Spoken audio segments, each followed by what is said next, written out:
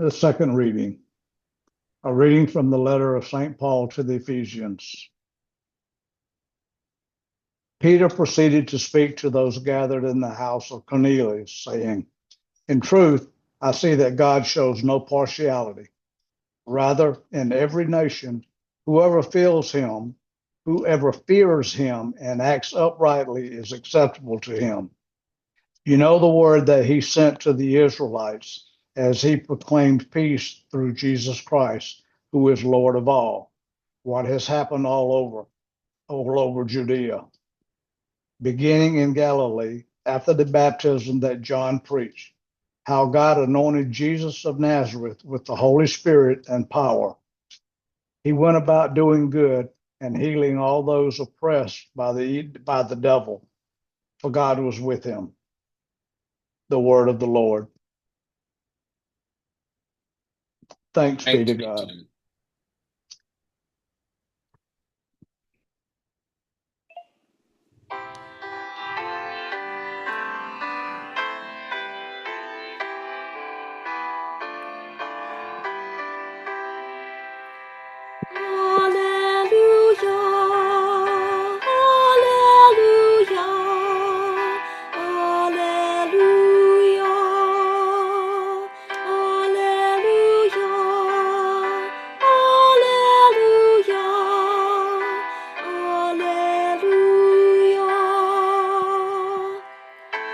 Heavens were opened, and the voice of the Father thundered, "This is my beloved Son, listen to him."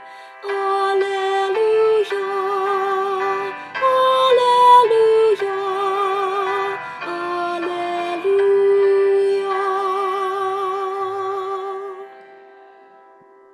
The Lord be with you. And with your spirit. A reading from the Holy Gospel according to Matthew. I say, Lord.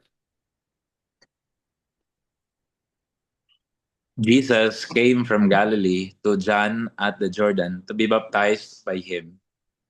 John tried to prevent him, saying, "I need to be baptized by you, and yet you are coming to me."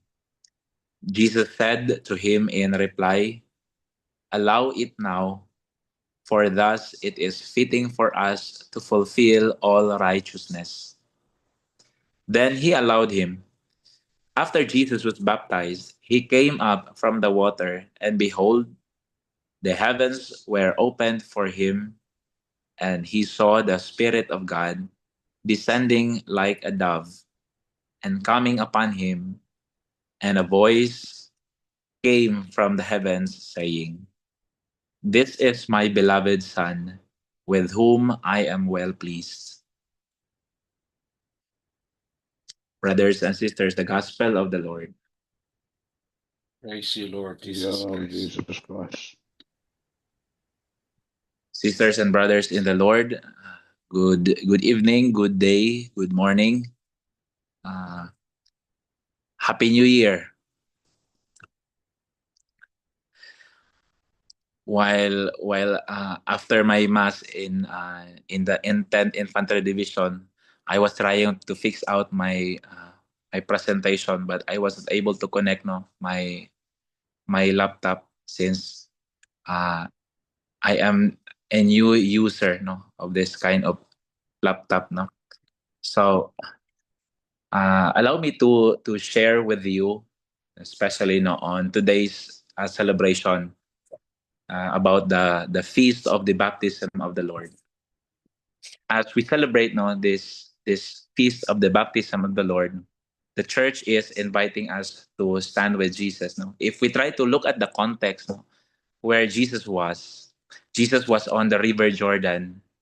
He was standing on the bank, listening, and we try to listen carefully. What would be the events that happen in that river?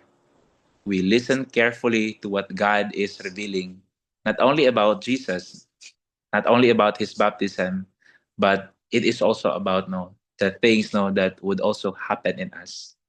In the gospel, we hear something that is surprising. Jesus comes to John asking to be baptized, and John resists. If we try to read between the lines in the gospel, Jesus, when he approached John, John said, "I need to be baptized by you, yet you are coming to me." There is somehow a resistance on the part of John. But if we try to look at it, no, John understands what we might also feel. How come that the Lord Jesus Christ come to him asking for baptism? And we know very well in our catechism that baptism is about cleansing. Baptism is about repentance. Baptism is about newness of life, newness of life in Christ. We can understand what John also is feeling about. Jesus is sinless and he has nothing to repent of. Why would Jesus step into the waters that is meant for the sinners? Then Jesus' answer is simple and it is profound. Jesus was allowing these things to happen, to be baptized by John, in order for it to fulfill all righteousness. And we have heard the gospel, no? It is about fulfilling all the righteousness. It is about Jesus Christ immersing into water. In other words, Jesus chooses to fully enter into the human condition. We keep on recalling what happened last Christmas. Christ enters into the world. Christ, the Word made flesh, and that incarnation speaks about the authentic love, the unconditional love of the Father, the communication of His love for us. Christ chooses to enter fully into our human condition. Now, Jesus Christ did not save us from a distance. Christ is drawing closer to us. Christ comes to us. Christ live within us. He as he stand on the bank of the Jordan River. This will also remind us is that Jesus was standing with the sinners. Jesus enters into the water of our weaknesses. Jesus enters into our brokenness. He enters into our struggles. We know very well we struggle. So here in the Philippines, you have heard in the news, you have read in the social media that people are struggling, people are suffering, people are broken due to the many situations that the people are facing, the corruption, and even those who are at war. People are struggling with peace. Christ enters into our struggle. Christ enters into our brokenness. Christ enters into our weaknesses. And that is also how God has shown his unconditional love to us. That is how God uh, revealed his desire to save us all by knowing what we truly feel, what truly our condition. God is this is the God, this Jesus Christ who was baptized by John was the God who draws us near, who draws us near to come closer to him. And at the Jordan, Jesus shows us the heart of God, no? How he humbles himself, how he lived, no, within us, how he lived among us, no. That from the very beginning of his public ministry, no, we know that the feast, the baptism of the Lord, marks the beginning of the public ministry of Jesus, no. That before the miracles, before the preaching of the good news, no, Jesus first now identifies himself, no, with not with the what not with the things, no, that he has done, but it is about, no, going back to his very identity, that he comes from the Father. And in the gospel, no, we can see in it, no, how God has revealed, no, this love, a love that flows, no, from the union of Jesus Christ, the Son, the Father, and the Holy Spirit. That during, no, the baptism at the Jordan River, Jesus Christ was baptized, and secondly, the Spirit rests upon him, and thirdly, there is the voice of the Father saying, "This is my beloved Son, with whom I am well pleased." It is a thing, no, that happens, no, extraordinarily. There is the communion of the Father, the Son, and the Holy Spirit. There is the communion of love. They are united in love, and all of us, no, who receive, no, this sacrament of baptism, we are also called to that same love. We are also called to reveal that kind of love before our brothers and sisters, which is, no, deeply rooted from our very identity, which we receive, no, from God, that baptism. By the time, no, that we recall our own baptism, no, the promises that we have made, no, in our baptism, and strengthen, no, in the confirmation, we are also reminded, no, that we are beloved sons and daughters of God.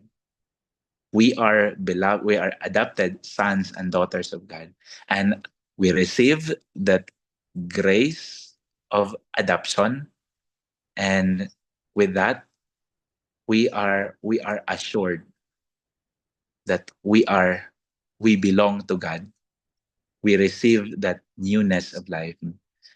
This moment, no, the words was spoken to Jesus are not meant for him, for Jesus alone.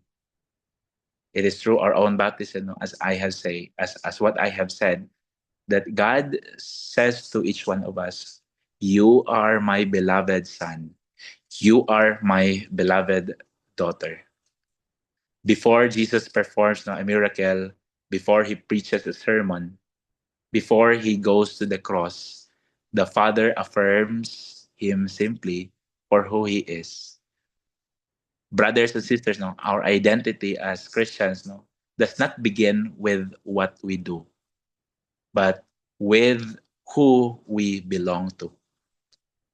Saan po tayo nasasakop? Whom do we consider ourselves? Whom we let ourselves to belong? We belong to. In a world, no, in a world that is constantly tells us we are valued, no, by success, by productivity, by status, by the accomplishment, no, that we have in life. The gospel, no, simply reminds us, no, our deepest identity, our deepest being, are the deepest reality, no, that we are beloved by God. That by virtue of our baptism, we constantly recall of that very identity. You are loved.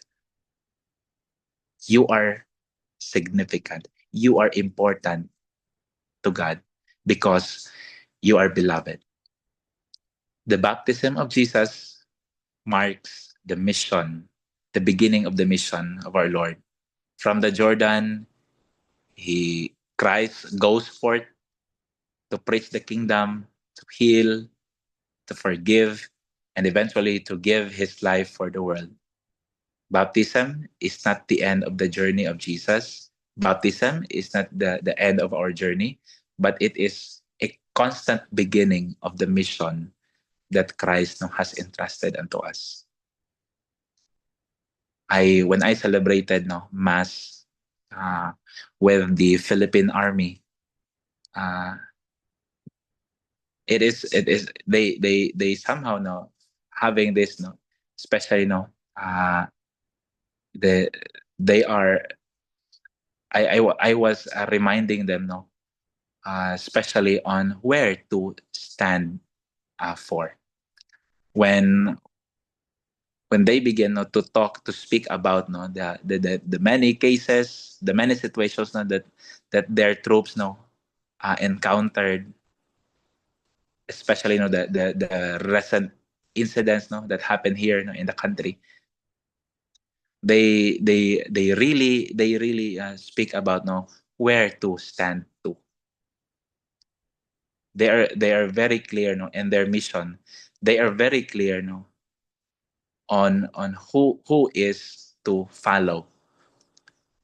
One of the thing that I was emphasizing them is that, like Jesus, as he was standing in the bank of the Jordan River, Jesus Christ was standing with the sinners. Jesus Christ recognized the need of mercy. Those sinners who are falling in line in the Jordan waiting to be baptized, Jesus recognized their need of mercy. Every one of us as we receive that grace of baptism, we are also called to stand with them. We are also called to stand with our brothers and sisters who are in need of mercy. Father Tom uh, sent me the he was sending to me the the funds for those senior citizens coming from the GCC. I think I was able to. It led me to reflect, that this is also in a way, that we are also standing with those individuals, with those persons who are in need. And I was very thankful, especially for now, ongoing. It is still ongoing, that we have to organize those who will be receiving the gifts coming from the GCC. For me, that is also a recognition, especially those individuals who are in need of mercy, and that is marked by the mission that started from our identity as Christian, which begins in baptism. Anang Jesus Christ is living with us. Jesus Christ is among us, preaching the kingdom, healing, forgiving, giving life for the world by giving that grace of salvation, newness of life. This is same true for us. Our baptism commissions us to live differently. That is reject sin, to stand for justice, to love generously, and to be a sign of God's presence in the world. Each time we renew our baptismal promises, we are reminded that we are sent just as Jesus was sent by the Father. Amen. In the name of the Father, the Son, and of the Holy Spirit. Amen.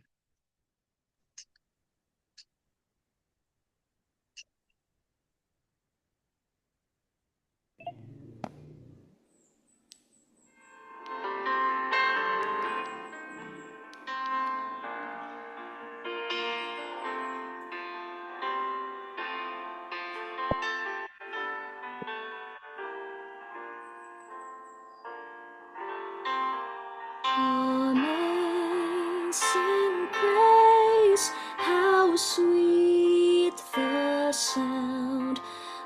that saved a wretch like me.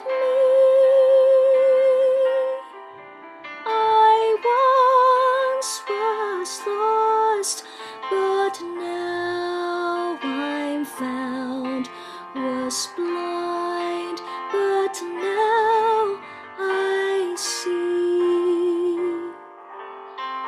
'Twas grace that taught my heart to fear, and grace my fears relieved. How precious did that grace appear the hour I first believed. Through many dangers, toils, and snares, we have already come. 'Twas grace that brought us safe thus far, and grace will lead us home. When we've been there 10,000 years, bright shining as the sun, we've no less days to sing God's praise than when we first begun.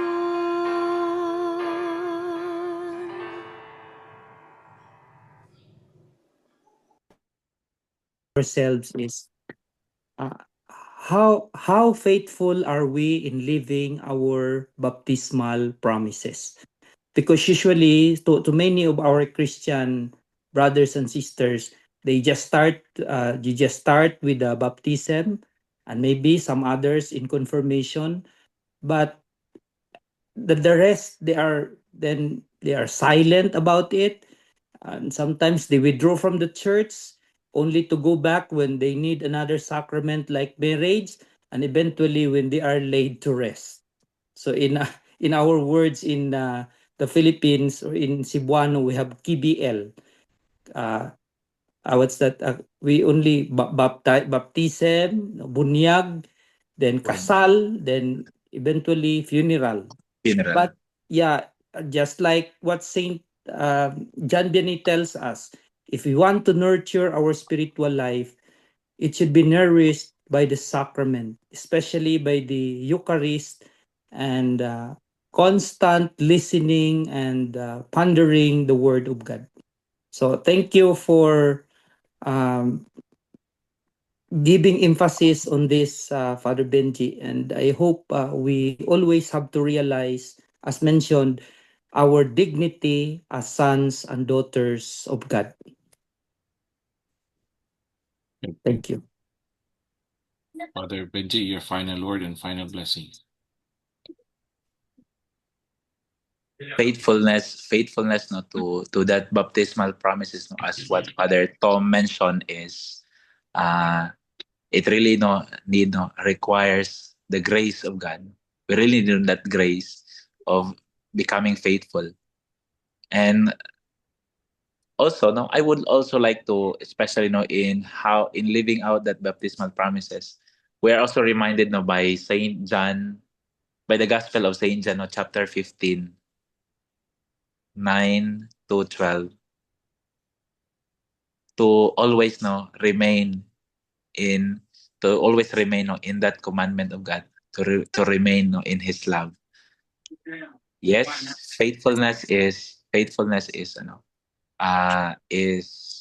crucial, especially in living out that baptismal promises.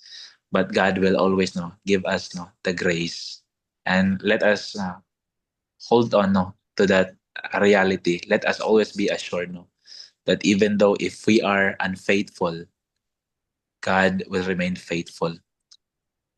Let Amen. us let us continue to ask God's grace and mercy as Christ continue to stand with us in our weakness.